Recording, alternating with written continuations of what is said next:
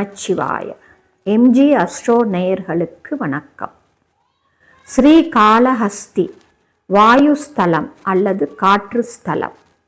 ஸ்ரீ என்றால் சிலந்தி, கால என்றால் பாம்பு, ஹஸ்தி என்றால் யானை.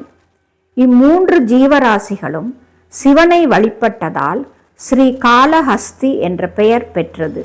சிலந்தி ஒன்று சிவன் மேல் கொண்ட பக்தியால் லிங்கத்தின் மீது வெயில் படாமல் இருக்க பெரிய வலை ஒன்றை பின்னி சிவனை பாதுகாத்து வந்தது.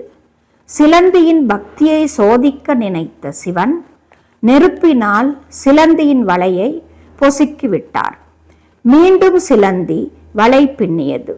மீண்டும் நெருப்பினால் சிலந்தி வலை எரிந்தது. சிலந்தியும் விடாமல் சிவனை காக்கும் பொருட்டு வலையினை பின்னியது. மீண்டும் மீண்டும் பின்னியதால் சோர்வடைந்து உயிர்விட்டது. அதன் பக்தியை கண்டு மகிழ்ந்த சிவன் தன்னுள் சிலந்தியை ஐக்கியமாக்கி கொண்டார். பாம்பு ஒன்றும் சிவன் மேல் பக்தி கொண்டு விலை உயர்ந்த மாணிக்கங்களை கொண்டு வந்து லிங்கத்தின் மீது வைத்து வணங்கிவிட்டு சென்றது. யானை ஒன்றும் தன் தும்பிக்கையால் கொண்டு வந்த நீரினை சிவனுக்கு அபிஷேகம் செய்து வில்வ இலைகளை கொண்டு பூஜித்தது.